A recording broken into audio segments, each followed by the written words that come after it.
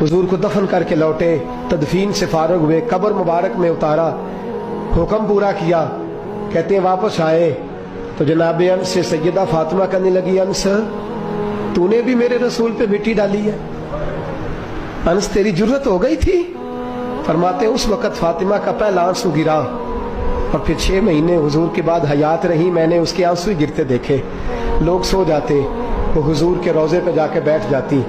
कहते मैं समझाता बहलाता, लेकिन फातिमा कहती अली सब्र अपनी जगह, कर्म अपनी जगह। और मैं तुझे क्या बताऊं, बहन भाई पहले सारे चले गए, वालदा पहले छोड़ गई, अब हुजूर अलैहिस्सलातु सलाम ने भी पर्दा डाल लिया है, मुझे चार और जानिब कुछ दिखाई नहीं देता। कहते हैं 6वां महीना था हुजूर के विसाल को।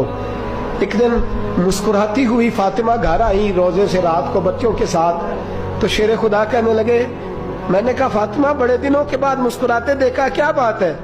तो कहने लगी अली आज मेरी आंख लग गई थी, मुझे हुजूर ख्वाब में मिले हैं, तो मुझे हुजूर ने कहा तू रोती क्यों है? तो मैंने कहा महबूबा मेरा दिल नहीं लगता। तो फरमाया बेटी तैयारी कर, तू मेरे पास आने वाली है।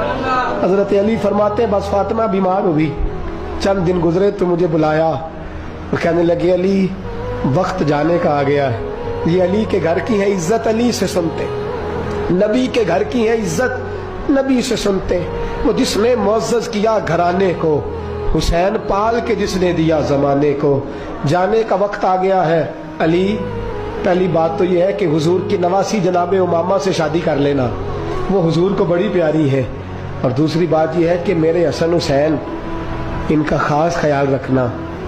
और तीसरे लफ्ज कहे तो हजरत अली तड़प के रोए, कहने लगी मैंने वक्त गुजारा है, आपकी हुकूक मेरी जिम्मेदारी थे, मैं इंसान थी भूल जाती थी, अगर मुझसे कहीं कोई कमी रह गई हो तो मुझे रज़ाए इलाही से दरगुजर करना, कहीं मैं हुजूर के सामने जाके शर्मिंदा ना हो जाऊं। शेर खुदा करम अल्लाह ताला वजहुल करीम फरमाते मैंने हाथ थामा और मैंने कहा फातिमा अली का बड़ा मर्तबा था, पर जो तेरी निस्बत से कमाल था वो तेरा ही था। तू कैसी बात करती है, तूने तो हद कर दी, शहजादी होके मेरे घर में खादिमों की तरह रही।